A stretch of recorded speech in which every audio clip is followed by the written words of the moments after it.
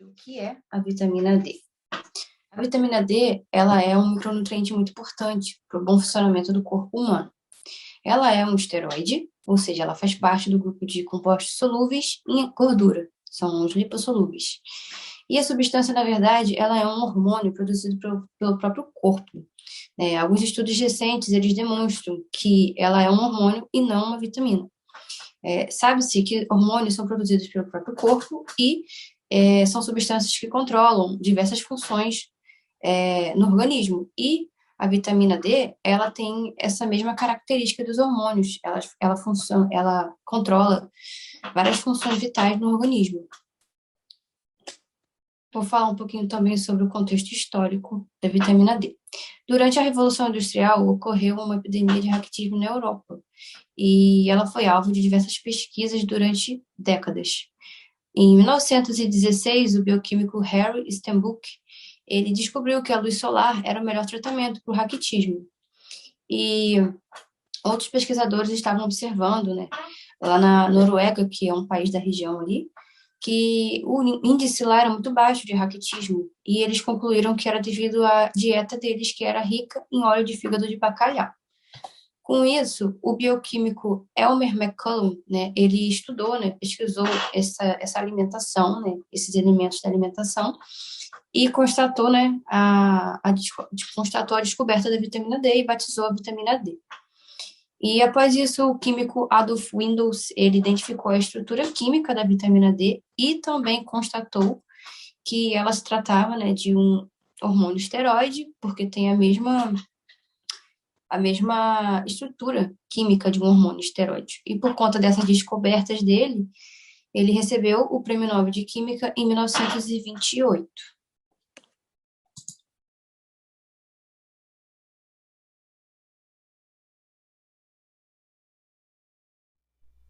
A bioquímica da vitamina D. A vitamina D ocorre sobre duas formas, ou seja, o ergogasferol ou vitamina D2, sintetizado na epiderme pela ação da radiação ultravioleta da luz solar, sobre o esteroide vegetal ergosterol, portanto independente de catálise enzimática, e o calciferol ou vitamina D3.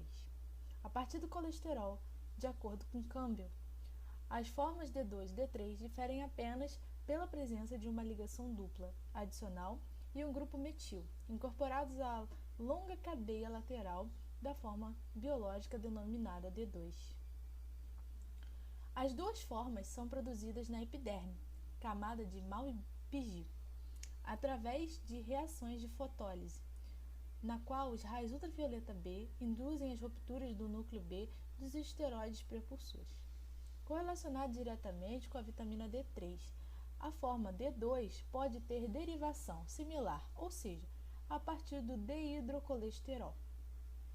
Essas duas vitaminas, D2 e D3, ao se formarem ainda são inativas, daí a necessidade de ativá-las no fígado e no rim, mediante a adição de grupos hidroxila, o que resulta na formação hormonal ativa predominante, ou seja, a dihidroxicolecalciferol ou calcitriol.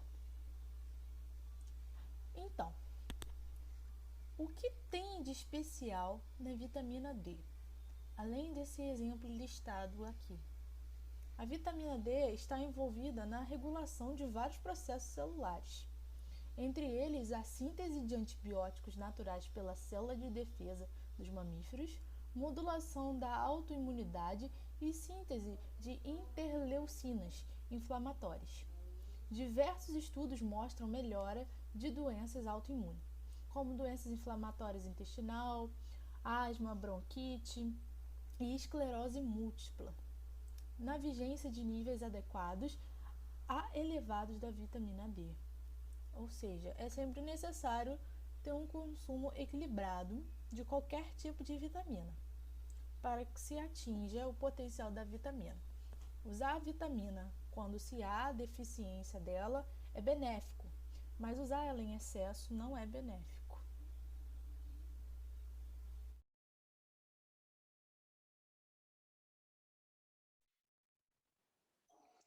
O processo da síntese, ela se inicia em poucas horas após a radiação das células na pele.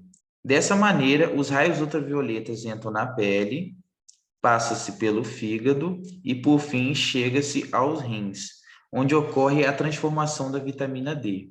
A frequência da forma ideal à exposição do sol seria de 15 a 20 minutos, 3 vezes na semana, sem protetor solar. Só que, nesse caso, não há uma regra para isso, pois pessoas de pele clara ou que já possuíram ou que possuem câncer de pele não podem se expor tanto ao sol dessa maneira. E lembrando que, nesse caso, pessoas com esse tipo de problema de pele precisam de prescrição médica. A vitamina D é responsável por diversas funções no organismo, incluindo, uma das mais importantes, é a calcificação dos ossos. Nesse caso, existem pessoas que não conseguem sintetizar a vitamina de forma natural na radiação ultravioleta. É recomendado às pessoas que não conseguem dessa maneira alimentos que possuem ricos em vitamina D. Exemplo, ovo, frutos do mar, queijo. E há pessoas que precisam tomar certos tipos de medicamentos. Quando se trata da vitamina D2 e da D3, elas não são iguais quando se trata de aumentar as taxas da vitamina D. Ambas são efetivamente absorvidas pela corrente sanguínea. O que acontece? É um processo químico conhecido como hidroxilação. A vitamina D é armazenada principalmente no fígado. A vitamina D2 e a D3 não são ativas no organismo. Ambas formam e devem ser processadas e metabolizadas pelo fígado e pelos rins de uma forma ativa chamada vitamina D ativa ou calcitriol. Não existe uma parte do corpo específica que absorve melhor ou pior a vitamina D. Esse processo ele ocorre da mesma forma de todas as partes do corpo, que a quantidade da vitamina D só será absorvida proporcional à quantidade de pele que é exposta à luz do sol. Existem estudos onde a exposição da vitamina D pode ser armazenada semanalmente por um período maior de 20 minutos, pois a vitamina D fica sintetizada entre 40 e 60 dias aproximadamente. Nesse caso, nós conseguimos estocar essa vitamina D no nosso corpo, porque são substâncias classificadas da vitamina D. Por exemplo, o lipossolúvel. O que quer dizer? O lipossolúvel é dissolvido em uma gordura. Essa característica permite que ela seja estocada pelo organismo e ativada pelo fígado.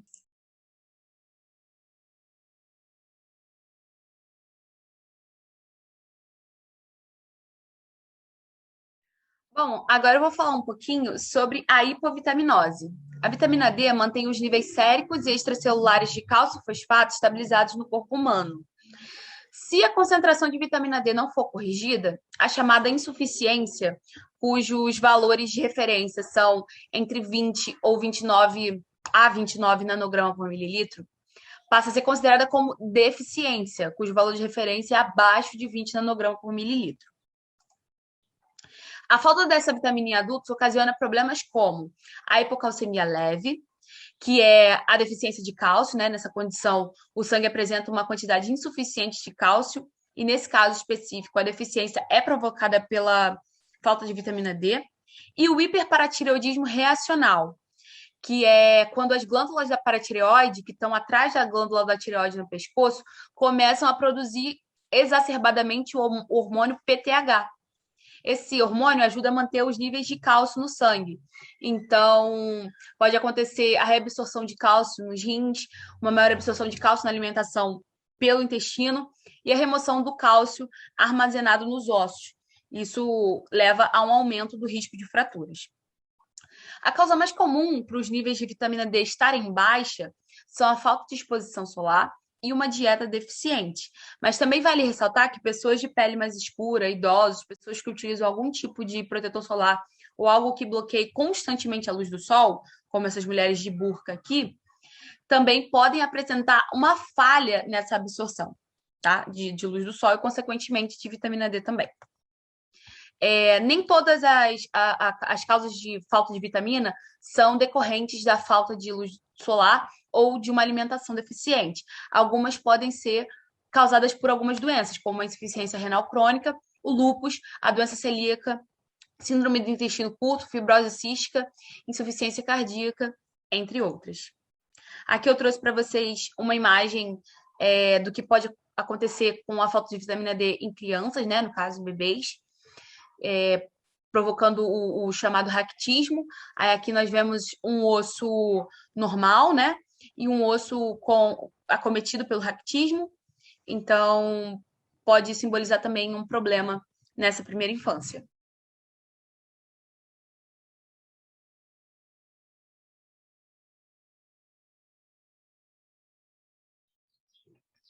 Os valores de referência para a vitamina D, segundo a Sociedade Brasileira de Endocrinologia e Metabologia, se diferem entre os indivíduos considerados vulneráveis, que são idosos, crianças e bebês, e que têm doenças pré-existentes, e os indivíduos considerados normais, que não possuem essas doenças.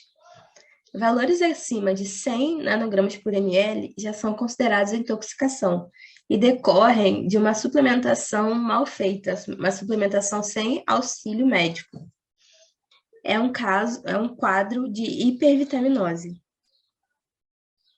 A hipervitaminose pode acontecer devido a interações medicamentosas que aumentam os níveis de absorção de vitamina D. Além disso, a hipervitaminose causa uma intoxicação e também causa quadros de hipercalcemia e hipercalciúria, que são um aumento da concentração sérica do nível de cálcio. Além disso, há um quadro também chamado de hiperfosfatemia, que é o aumento da concentração sérica de fósforo.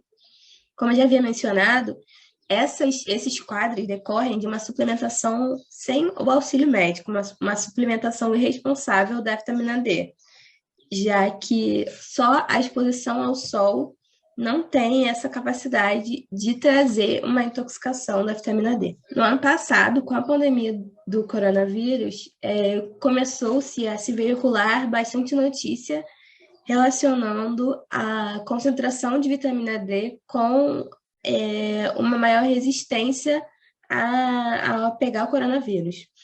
Só que essas informações são fake news, não foram comprovadas. O que se sabe é que a vitamina D também é um dos componentes do sistema imunológico. Então, a vitamina D, de uma forma ou outra, auxilia na manutenção da imunidade, mas ela sozinha não tem o poder de atuar contra o coronavírus.